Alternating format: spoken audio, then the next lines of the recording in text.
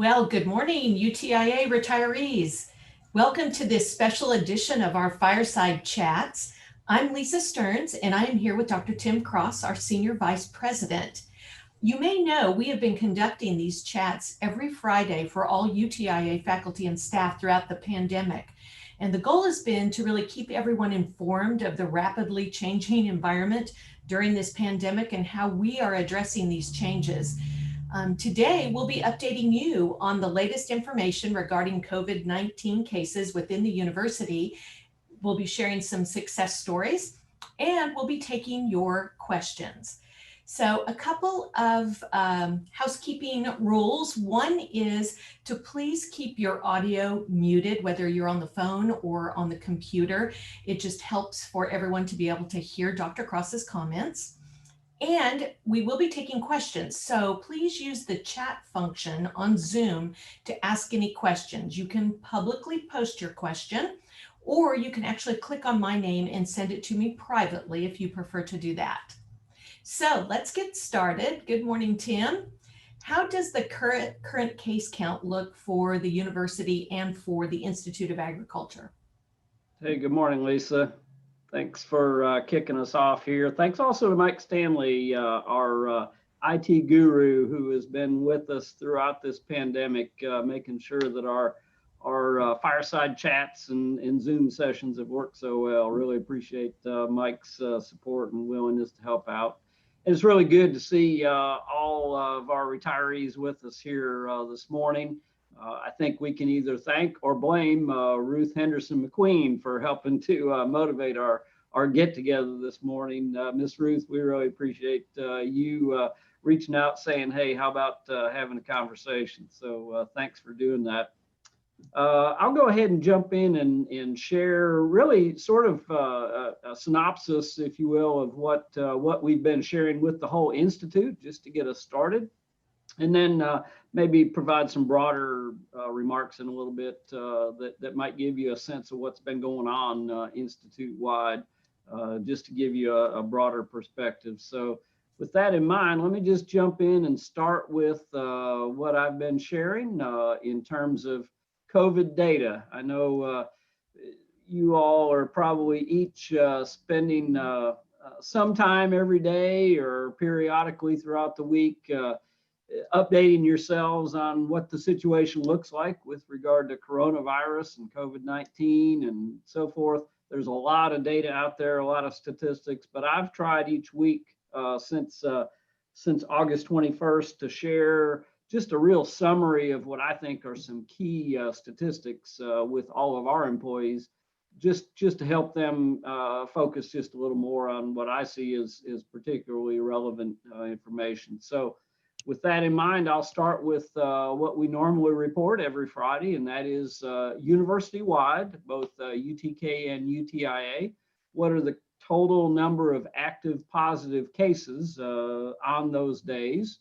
And how do those look when we consider both students and employees?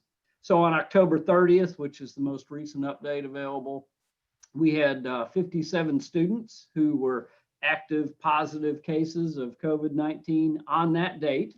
And at the same date, we also had 13 employees, that's both faculty and staff, who were reported as active positive cases. So you can look at that chart, which is on the screen now, and you can see over the past 8 to 12 weeks, we had a big spike in early September, and that really coincided with the return of students to campus, if you think about it. So students started coming back in late August, and you can see the number of student cases rose fairly rapidly to peak at about 661 active positive cases. And then there was a pretty quick fall off there as well. We had to do some resetting with our students in terms of behavior and expectations. And I think they really went along with that quite well. I think early on they'd been at home or away from campus for several months. They, as young people will do, wanted to get together, and they did. And unfortunately, that resulted in some pretty active spread of the virus in early to mid-September. But then since then, we've really seen a change in behavior and much lower numbers. If you look at the employee numbers throughout that period of time, we had an increase, obviously, in employee numbers following the return of students with a high of 14 recorded back on September 18th, and then really pretty low numbers otherwise. So that number of employees, that includes, again, all the faculty and staff on the Knoxville and UTIA campus, as well as all of our off-campus faculty and staff across the whole state. So we want the numbers to be zero. We don't want any active positive cases, of course, for the health and safety of our employees. But I will say it's pretty apparent that the numbers have remained quite low in terms of active positive cases at any point in time. Go along with that, then obviously there's a number of people that have been required to isolate due to either having the coronavirus or having come into contact with someone who had an active positive case of COVID-19. And this chart just shows how many people had to remain in isolation for a 10 to 14 day period.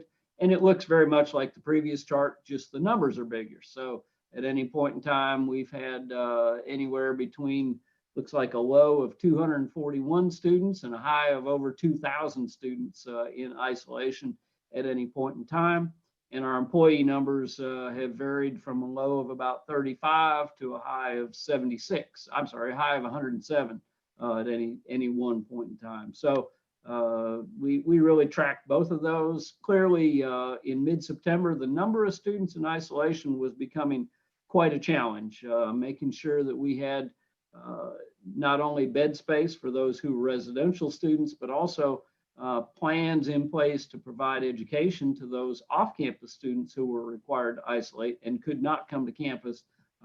That was proven to be quite a challenge, but at this point, at least, we've certainly seen the numbers decline to a much more manageable level. And since late September, those numbers have been 200 to 300, which has been much more what we can manage, I think, in terms of student isolation and providing them the services that they need. Now, taking a little more focused look at things, well, how does the Institute look and how have we fared over the past several weeks? And again, this is the same time period as what I just showed you, but this is only Institute of Agriculture employees in this particular chart. We can't separate out students very well, and so because they're part of UT Knoxville, and we don't have data down to the college level. However, employees we can separate out. So our employee numbers, as you can see, in my opinion, have remained very low, anywhere from 1 active positive case to 6. And again, that's as of October 30th. I expect we're going to see some increases, to be honest, based on what I'm going to show you in just a minute. But for the past 12 weeks or so, we've had very few cases of positive COVID-19 among our faculty and staff, and that's both on campus and across the whole state. So that, to me, has been quite positive, and it's a reflection of the fact, I think, that our employees have done what they needed to do. They've worn their masks, they've washed their hands, they've stayed socially distant, and importantly, they've continued to do their jobs. So we've been really quite in a good place over this period of time. And then just to show you the isolation data for UTIA, again, I feel these numbers are quite low, all things considered. We've got more than 2,000 employees, and as of last Friday, we had 10 in isolation. So very, very low percentage and a small number over basically this entire period of time. So I think for the Institute, our employees have done a great job, and we've managed to keep both positive cases and isolations at a low level. The troubling situation right now, of course, is what we're seeing nationwide, and so this is a chart I've been showing every Friday that actually goes all the way back to the start of the cases here in the United States. And as you're all aware, we're approaching 100,000 cases a day, new active cases. There's not much good I can say about this chart. And so obviously that's something we have to be aware of and we have to pay attention to when we think about what our experiences within the Institute are likely to be in the future.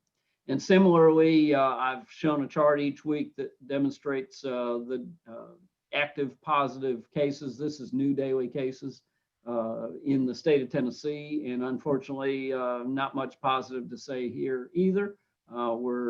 We had kept cases down around 1,200 to 1,400 back in late August and September. Unfortunately, we're now approaching a much higher level of active daily cases, 2,500 to 3,000. And again, that tells me we've just got to be careful about what we do here in the Institute, and creates a real long-term dilemma for us to some extent. So that's the data that I've shared each week. Each of you can certainly access many other data sources, charts, time series, and so forth. So you probably have your favorite sources of information, but just to provide a common foundation for our institute to refer to, that's what I've been sharing for the past 12 weeks. So Lisa, that's kind of where we're at in terms of our university and the Institute of Agriculture with regard to our COVID data right now. Great, thanks, Tim. And one of the actual gratifying outcomes of our response to making changes to continue to serve our clients is the innovation that has been taking place throughout the Institute. So will you share some of these stories with everyone? Yeah, great. I do think there's been a lot of the right things done. I'm sure in retrospect, there's other things we could have done or should have done differently, but our folks have done a great job. Thinking about our facilities services in particular, they converted all of our, well, first of all, let's start with our faculty. Education is clearly important. In March, we converted 100% of our courses to be delivered online in a period of about a week, and that was quite an undertaking. Now, I'll be the first to admit that those online courses weren't the best online courses ever created, because in 1 week, that's not possible. But we were able to finish out the spring semester by delivering courses online, and those that were scheduled to graduate graduated. Those that were, expected to progress on to their next year were able to do so. So that was really positive on the part of our faculty in responding to academic challenges. In the College of Veterinary Medicine, we never closed and still have not closed throughout this whole pandemic. And that includes both instruction to students as well as serving outside clientele in terms of clinical services. We do curbside service for our small animal patients, for example, and have stayed open 24 hours a day, 7 days a week throughout this pandemic. So College of Vet Med has really done a nice job demonstrating that there are practices we can follow, and if we follow those practices, we're not going to see transmission of coronavirus at our workplaces. So that's been certainly a positive aspect of our response. Ag research and all of our research projects largely have continued. We did scale back for several weeks in March, April, and early May. But since then, we've really ramped back up our research enterprise. We have strict laboratory health and safety practices for each of our labs. And if we observe any self-isolations or certainly any active positive cases, we close labs, we close classrooms and sanitize them before anyone's allowed back in. But by and large, we've had great experiences with our research programs continuing, and certainly our field research hasn't lost a beat throughout this process. Still doing all the same variety trials, pest trials, and so forth that we would normally have done. Outdoors has really not been restricted, so to speak, other than ensuring that everyone stays socially distant. Extension programs also shifted to 100% online. Initially when we suspended in-person presence on campus for the most part. So extension programs, whether they were for 4-H, FCS, or Ag and Natural Resources, moved to online delivery. And again, our agents and specialists were really creative in how to approach that. Clearly, there were events and activities that had to be canceled or postponed or reconfigured to be online events, and those all went quite well. And we're really seeing now some transition away from the online programs back to some in-person programs for smaller meetings and events or outdoor meetings and events. So some transition taking place. And clearly then you think back to the charts I showed you, what's happening in terms of the number of new cases nationally and statewide. We got to be careful as we do that. But I think we've demonstrated over the past 8 to 12 weeks at least that if we do in-person events, activities, but make sure that we follow all the CDC guidance as we do those events. Again, we require masks. We provide that everyone is socially distanced, or a lot of the events have been outdoors. We've not had any outbreaks of super spreader type events, so that's been very positive. Our advancement office has really not missed a beat during this coronavirus either. They've converted most everything to being online and really used this to create some new connections and new contacts.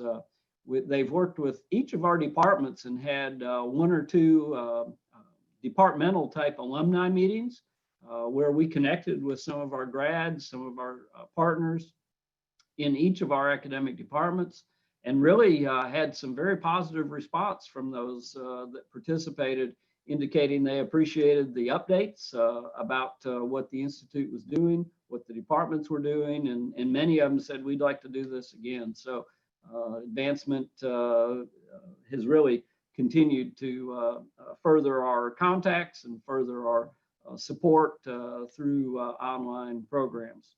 And then Lisa can tell you even more, but our marketing communications group also has been very active throughout the pandemic. They've completed about 750 projects for faculty and staff this year, and the majority during the coronavirus time period. If you think about things like doing the Milan No-Till Field Day online, it was a huge communications workload to do that, but work turned out very successful.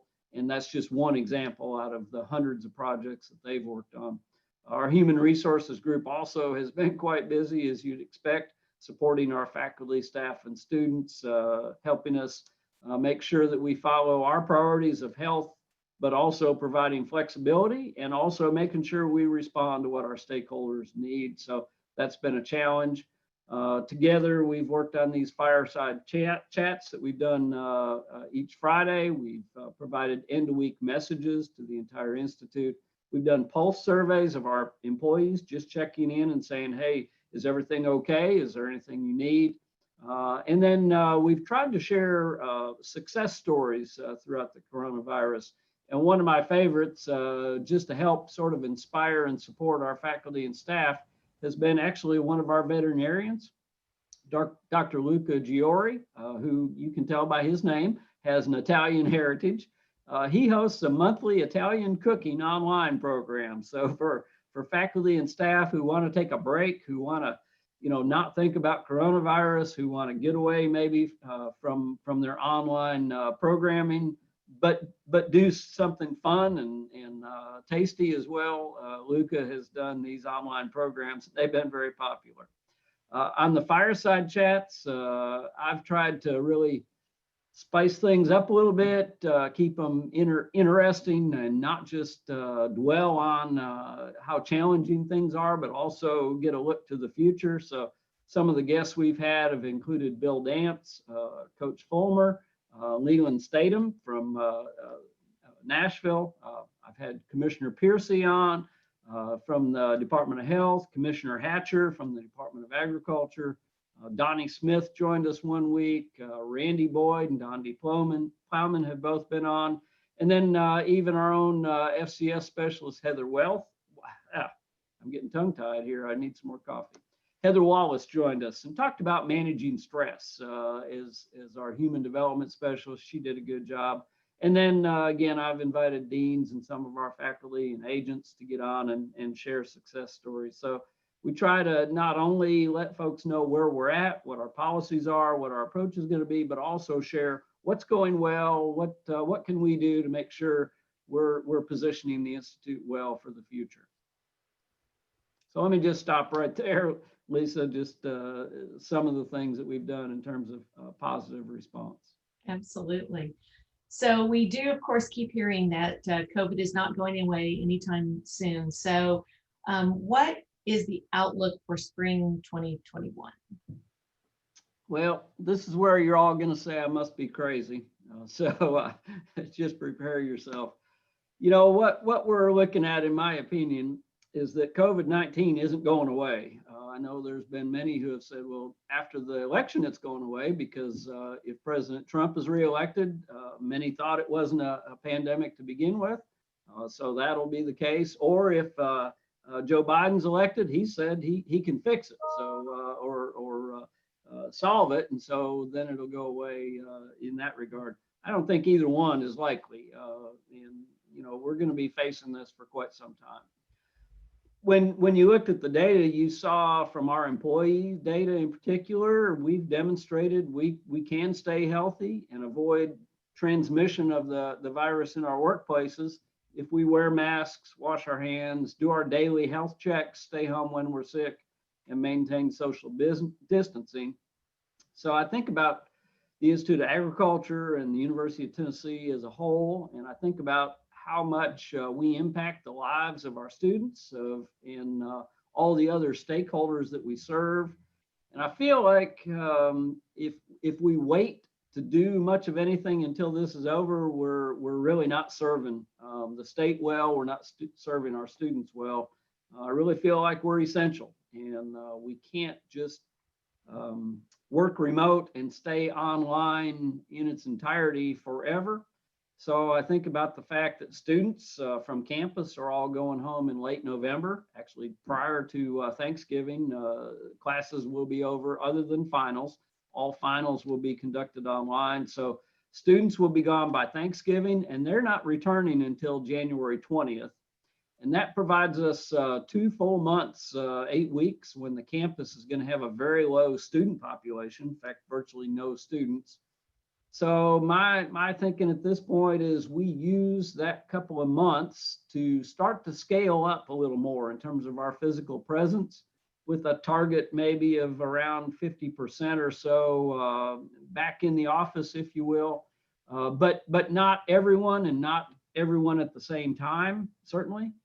We'll use rotations, we'll use staggered staffing. We'll make sure if 2 people are, you know, typically working side by side, that only one of them is there at a time, so we can stay distant.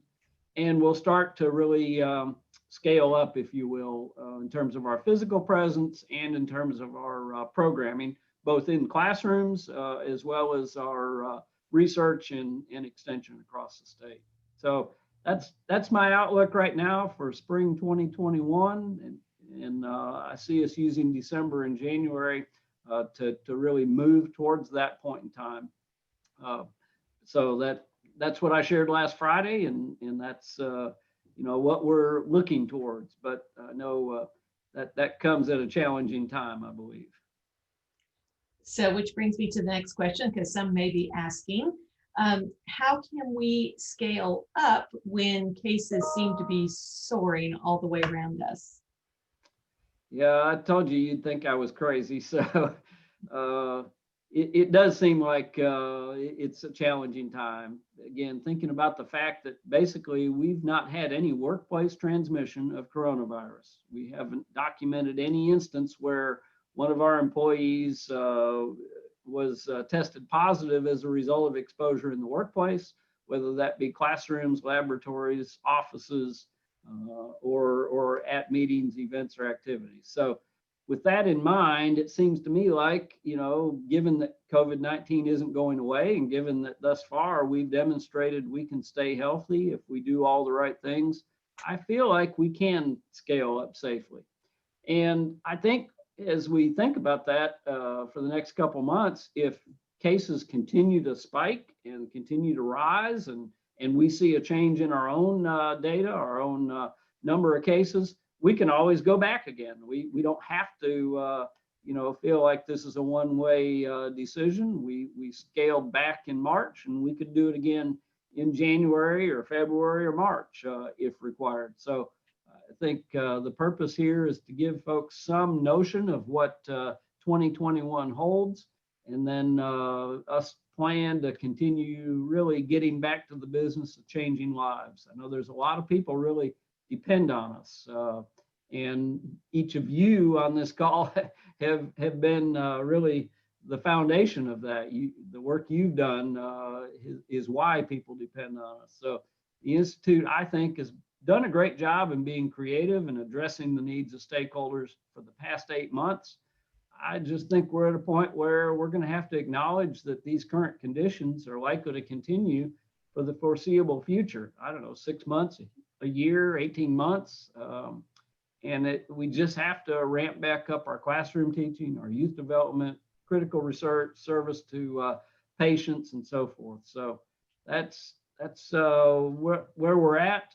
But again, if conditions change such that we observe transmission of coronavirus in the workplace, we can always back up again and say, look, it's not a good time to be doing this. We're going to shift back to more remote delivery and manage from there. So it's been a challenging time, obviously, in terms of figuring out how to manage this within the Institute. But our folks have been very positive from day one.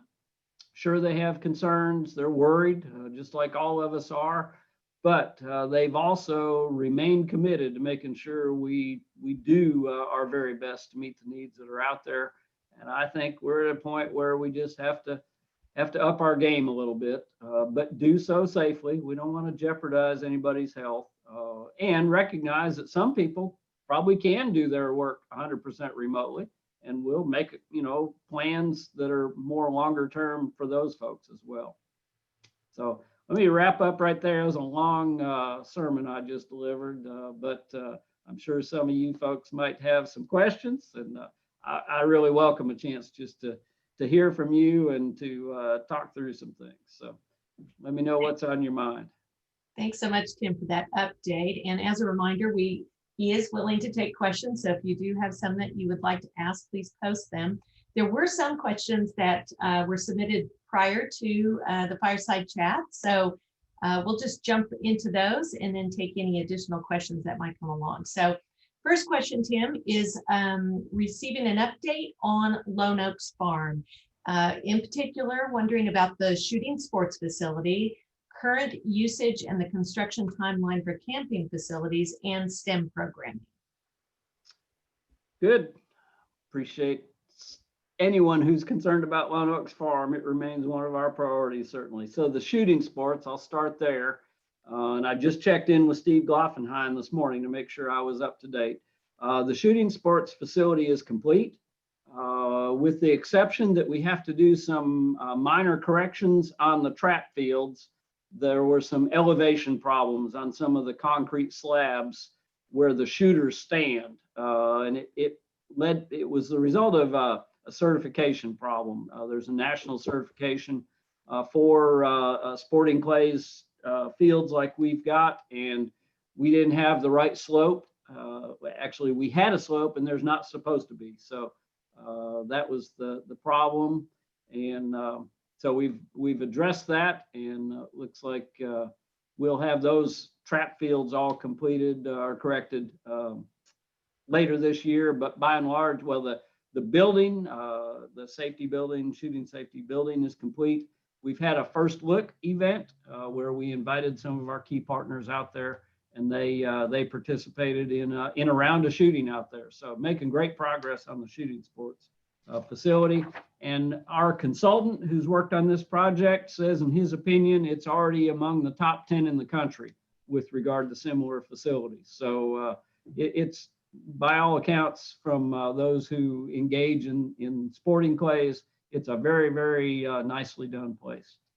And we'll use it, of course, for for our youth programs as well. So it's not just for the competitive shooting events or public shooting events. As far as the camping facilities and the STEM facility that we're hoping to start soon, we get the bids back on that construction effort next week. The latest estimate is that they will open on Tuesday. And then assuming the bids come in at or under the bid target, which is the amount of money we have, based on what the architects estimated this project should cost, then it'll take 4 to 6 weeks to finalize the contract, and then construction begins. So, my guess is shortly after the first of the year, weather permitting, they'll be out doing the site work. That'll be the first phase of that cabin and STEM facility construction process or project. And then it's expected to take somewhere between 12 and 18 months. So that's where we're at on that, making good progress. That's almost a $10 million project for that first phase. So it'll really be, again, a major improvement to Lone Oaks Farm when that is completed. And at least the start of that project is in sight at this point. So another question regarding extension is M4H. The question is sort of an overview of the administration now of 4-H. So the question is that did 4-H lose a seat with extension administration when Justin Crow was named director? And that was because he didn't have the required degree to be an assistant dean. So are there 2 assistant deans sharing 4-H like it was just several years ago? Yeah, I checked in with Scott Senseman on this too to make sure we were all in agreement on this. And actually, this is the path that Dr. Burns had put everyone on. So Justin's title is State 4-H Program Leader. It's not assistant dean, but 4-H, having been separated from ALEC, is not what we call an academic unit in the sense of having tenure track faculty. So Justin still is State 4-H Program Leader, just like currently Rob Holland is our interim Ag Program Leader. And Janet Fox will be here in a few months, and she will be our FCS Program Leader. So when it comes to extension administrative meetings, Justin is at the table right there alongside Rob currently and Matt Devereaux currently, and he is the person leading State 4-H program. So no change in leadership for 4-H. It's still the State 4-H program leader. I see Ben Powell on here, who served in that role for a good long time. I think our goal is that we do the quality of work that Ben Powell did during his time, and I'm confident Justin Crow is gonna be able to do that in his role as State 4-H program leader. So it was really a difference in title, and the title was actually scaled back to indicate doctorate was preferred but not required, in order to generate a larger pool of candidates. And it did do that. We had a large pool of candidates and a really strong pool of candidates as a part of that search. So I think that part of it worked well. I think, over time, we'll see, again, if there are academic components of 4-H that need to be added in the sense of tenure track faculty. But for right now, the focus of 4-H remains as it always has, and that's on positive youth development as opposed to writing scholarly journal articles. So I just shared a little bit of my bias there, but I would say from my perspective, we've got a strong leader in Justin Crow, and he's going to really be able to lead that group effectively in the coming years. And Tim, you mentioned Dr. Robert Burns, and there's a request just for an update on how he is doing. Yeah, just sort of high level update. I haven't talked to Robert recently, but I know he's back at work, if you will. He's working remotely, but back at work. He's really rolling up his sleeves on precision livestock farming. He and Dr. Shin are already making some plans on some projects, some collaborative efforts with other leading experts on precision livestock farming across the country and internationally. So I think he's doing quite well. And again, back at work and hard at it. So that's Great. the update there. So actually shifting a little away from COVID into more of a racial justice issue, someone has asked that, or remembered that you had suggested reading the book, How to Be an Anti-Racist, and has there been any follow-up on that with our employees or just, personally or whatever it may be? Yeah, good.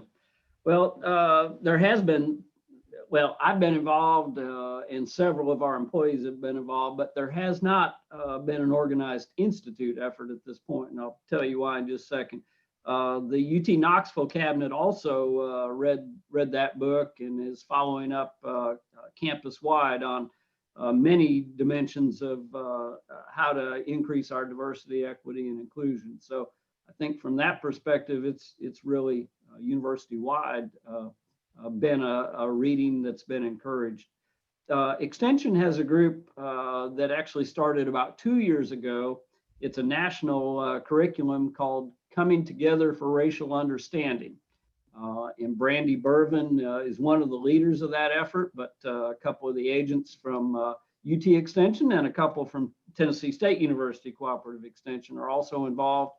And it's a group that really focuses on how can we come together, address racial inequities, or make sure we've got racial justice, and apply that to our extension programs in particular. So Extension has been looking at that, and they read this book as well. A few weeks ago, they reached out to me and said, "Hey, we read the book, you read the book, let's get together and talk about it." And it was a really, really good visit. I think we had about 30 extension agents and specialists on a Zoom session like this, and we talked through what struck various folks about the book, what areas we thought really had relevance to the Institute of Agriculture and specifically extension programs. And they're going to, I think, have another book reading as well with a second group of employees. So that's not going to be just a one-off effort. That's going to continue. We have not done anything really institute-wide at this point because as we speak, we've announced that we have established a position called Director of Diversity, Equity, and Inclusion. This is an area we've really never had any staff in the Institute. We've always said it's important. We've always said, Extension has to be serving a diverse audience due to our federal funding. But we really haven't invested much in the way of humans to specifically think about this on a regular basis. So we're hiring a new director, and after that director's on board, we've established the concept of an advisory council in the Institute, and that will include individuals from veterinary medicine, ag research, UT Extension, and the Herbert College of Agriculture. And that council, with the leadership of the director, is who we're going to look to really lead us through what needs do we have with regard to diversity and what actions can we take to make sure that we increase diversity and also increase equity and make sure we've got a welcoming environment for everyone. So that's a longer term plan. I didn't really want to stimulate too many activities right now until we get that director hired and the council in place. And then I want to get behind them and make sure we do anything that our UTIA community thinks really warrants attention. So that's where we're at on racial injustice. Well, great. Well, there were no other questions unless there is somebody who would like to ask one. We'll give that a minute. Yeah, Tim. Hey, Charlie. Yeah, how you doing? Doing good. My question is, where do we stand now on the extension dean search? Oh, great question. Yeah, I actually talked, so Dr. Shin and Dr. Beal are co-chairing that search. Dr. Shin was in here this morning and we're down to 5 finalists, which is about 2 more than I hoped. But, the good news is we got some really strong candidates, I think. And they are going to start interviewing next week. So I think some of them will interview next week, some the week after. And it'll be a combination. The candidates are each going to come to campus, and they're also going to have a live interview opportunity in Middle Tennessee, but we'll broadcast their seminars as well. And we'll start to announce those sequentially prior to each interview taking place. So I think the first one will probably be announced at the end of this week, and then we'll announce each one as they go forward. So it was, in my opinion, a very strong pool, and obviously we'll find out, right, as folks interview. But that's the plan and the status at this point. Okay, thanks. Any other Great. questions? If not, Tim, any final remarks? Yeah, before we wrap up, I wonder, we got a small group here. I'd like to hear from our retirees, if they wouldn't mind just sharing a little bit, and maybe just so we structure it a little bit. It's always a bit of a free for all and everybody speaks at once and nobody hears anything. If you don't mind, I'll call on you and see if there's anything you want to share, and the whole group might appreciate sort of checking in with each other too. So if everybody has just a few minutes, I'll start with who I see in the upper left-hand corner of my screen, and that's George Mays. George, how are you doing? Anything you want to share? You got a click Yeah, I your think mute button. I've got the audio on. Oh, yeah. Appreciate the opportunity to speak to the group today, and really appreciate your being with us today. I guess I'm one of the people that have had the virus, and I have had a real bad summer. I have gotten through it pretty well now. I had to have heart surgery and had some lung problems, but I think my health is pretty well back to normal now, and it's just with God's will that I'm able to be here and speak to you today, and I'm really appreciative of the opportunity to do that. Well, it's great to see you, George. I'm sorry to hear of the struggles you had this summer, but really glad you look great and you sound great. So we're glad to have you back up to speed. Thank you. Cherry Lane, I see you next on my list. Good morning. Greetings from Leapers Fork, Tennessee. It's a beautiful day here, and I'm doing well. I have stayed in right close.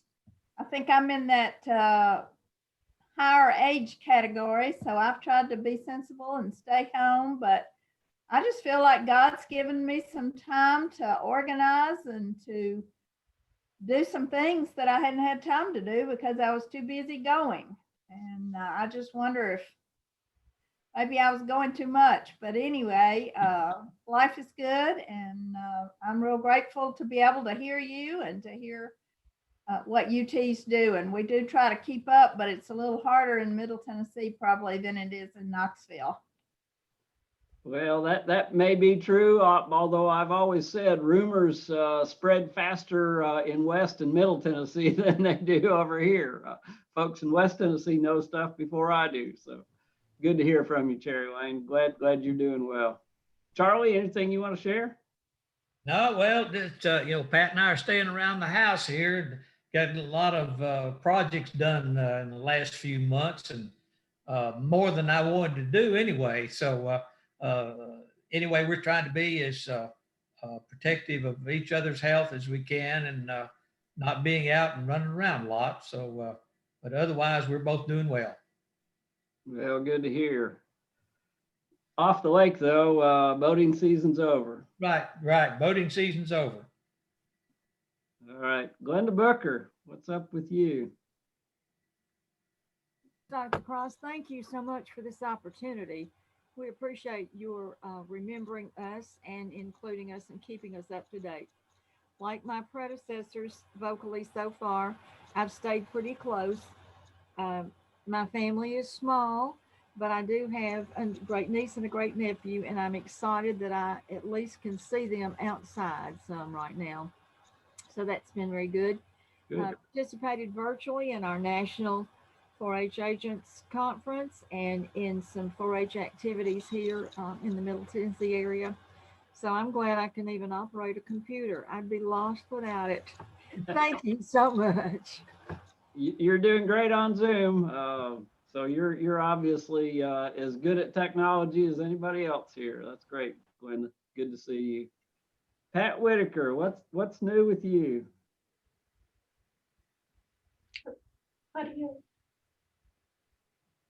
You're still muted, Pat. Let me see. I can get it. Maybe. It now. Okay. All right. There we I'm go. good. Dave and I, thank you, by the way, for doing this for retirees. And we appreciate your remarks. Dave and I have laid low here on the farm. Life just kind of went on as normal. You know, the animals still need feeding and everything needs tending and gardening. And we had a great year with all of still working sheep, and we've closed down the garden, thank goodness. And we have grandchildren who live here on the farm. So we were able to see people at safely. And we enjoyed that. And we even managed a couple of safe trips. Dave rode in the mountains of New Mexico and Colorado for about 10 days on horseback with one other person. So you can't get much more secluded than that. And so Jill Martz and I took a trip together through the Blue Ridge Parkway to see fall. And so we figured out some ways to get out safely and enjoy it. And we've all our families stayed COVID free. So we're very blessed and thankful. That's great. Well, sounds like Dave had a great trip, but I suspect you and Jill had more fun. So we didn't have to work as hard at it as he did. Yeah. All right.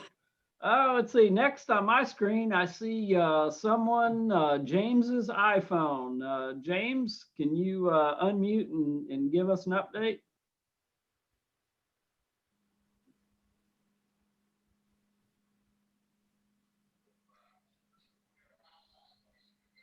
There it is now.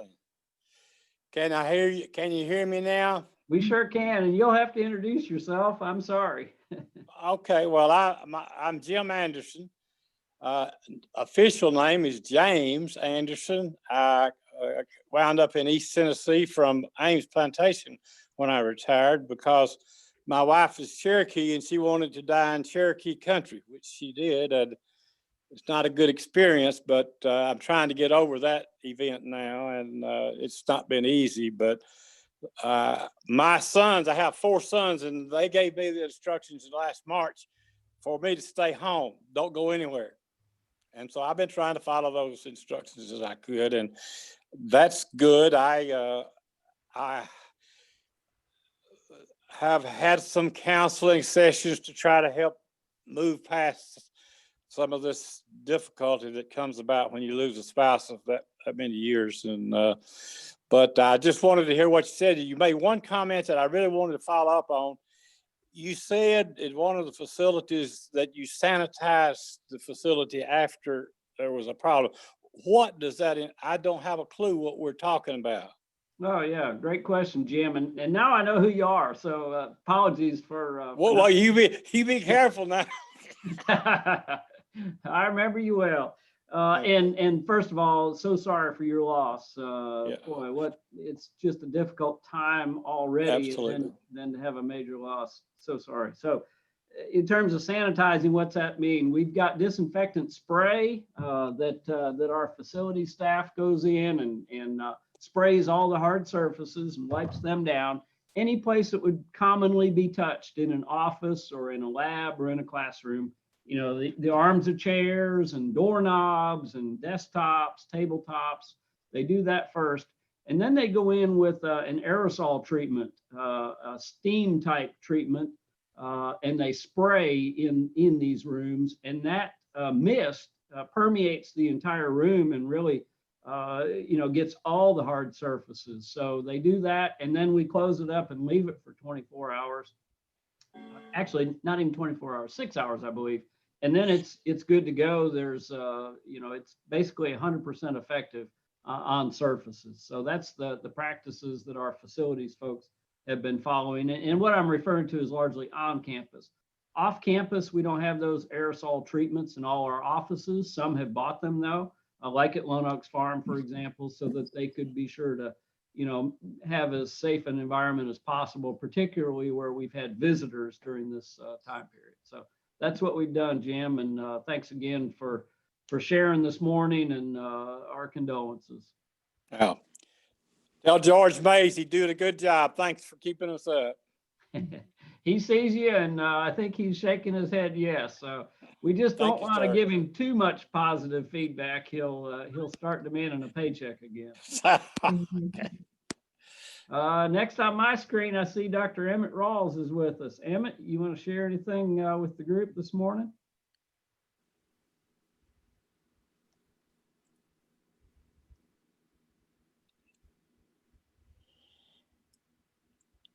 I think we hear you, Emmett.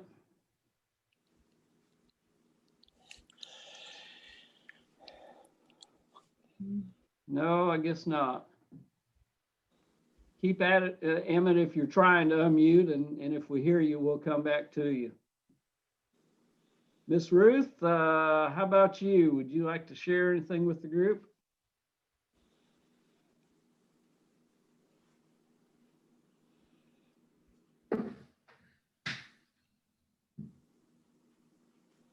I know it's harder to unmute on phones, so those of you that are on phones, I know it's a bit more of a challenge. Emmett, I think you might be unmuted. Can you try speaking? Can you hear me now? We sure can. Okay. We've been staying fairly close. We've got family occasions. The wife and I both volunteer pretty heavily at UT Hospital. We haven't done that since March and really miss it, but trying to stay active in some other ways. I've taken a couple of trail rides. Got one planned for later in the week in the Smokies, I guess. But we're hanging in there trying to stay safe. We've got a couple of granddaughter weddings coming up. I'm supposed to officiate at one of them, so I'm particularly trying to stay safe and be ready to do whatever's required for that event. Appreciate your leadership and update. I've really enjoyed this, and particularly hearing from the other retirees. Great to hear from you, Emmett. I know you and Betty are both missed over at the medical center, but certainly understand why you all have stayed away. Tough times, obviously, in the health community. So thank you. Thanks for the updates. And I think maybe Miss Ruth is unmuted now. Ruth, can you? I hope I am. We hear you. Thank you. I am the least technologically advanced person probably in UTIA, and so I had to have a little help in getting unmuted. So I'm glad I have friends who are competent and capable.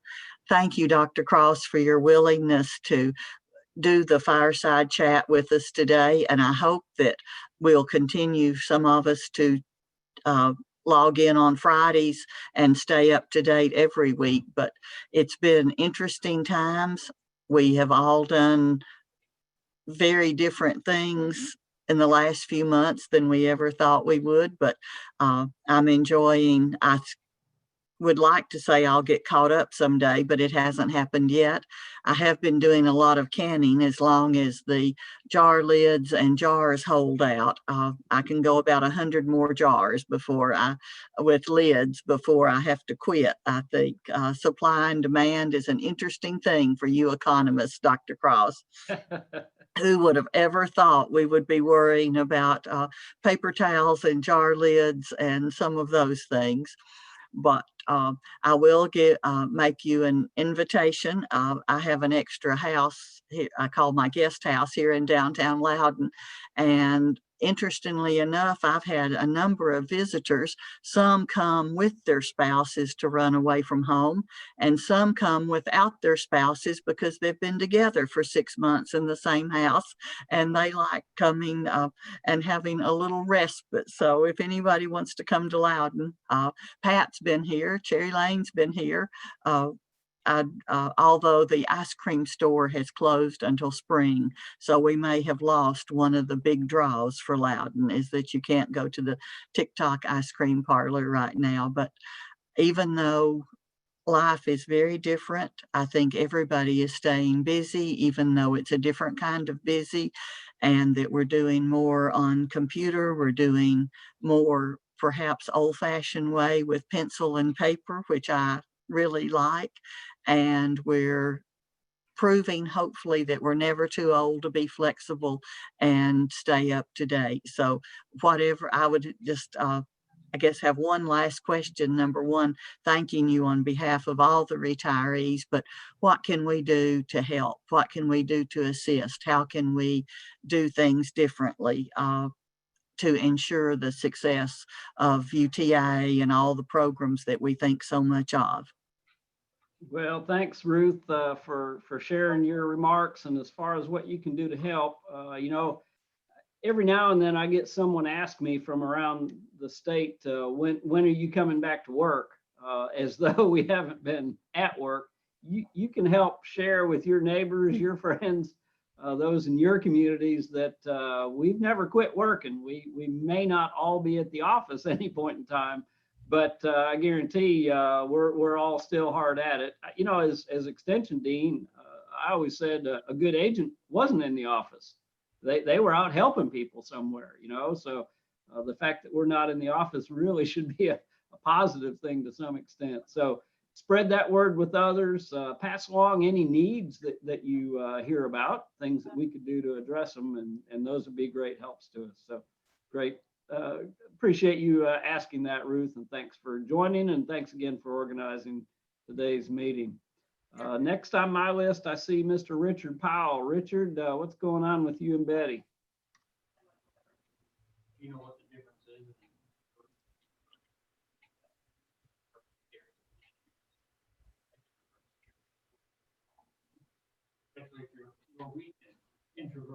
Well, maybe I got unmuted, Dr. Cross. I'm not sure.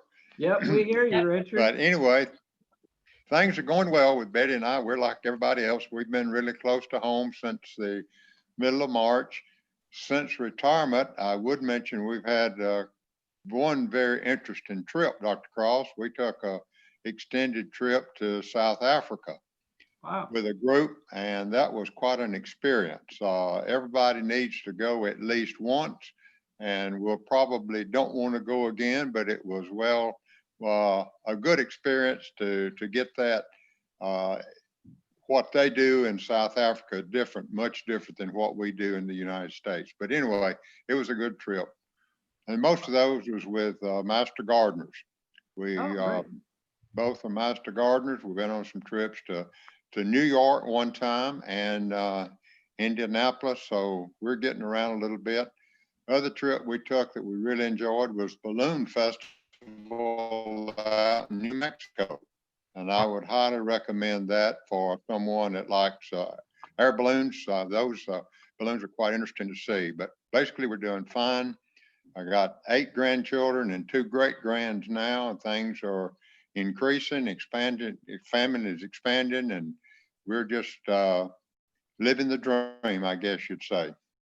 Well, thank you for your continued leadership and the updates that you've given us today.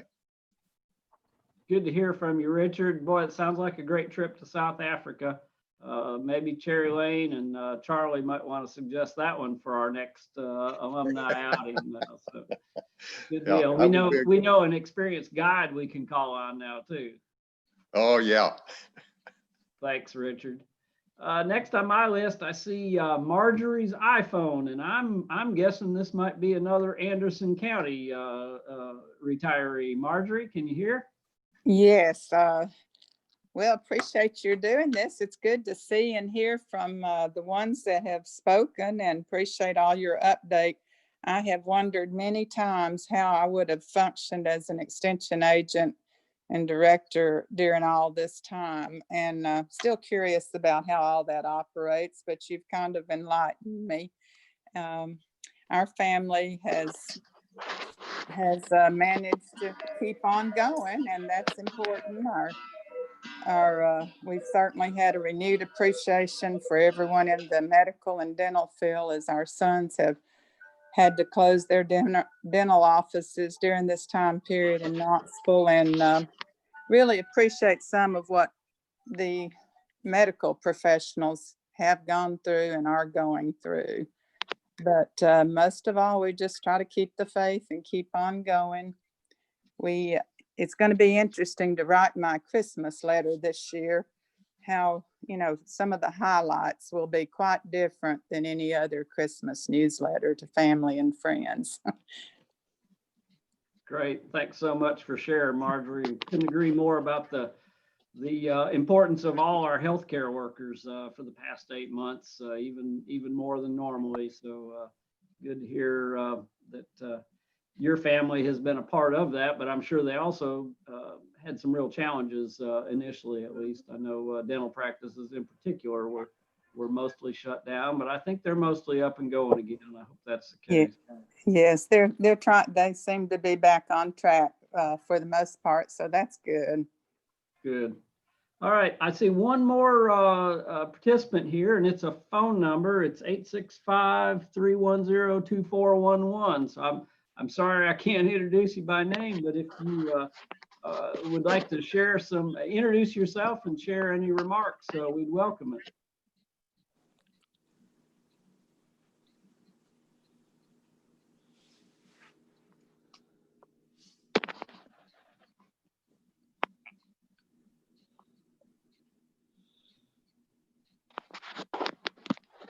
We'll wait just another moment here.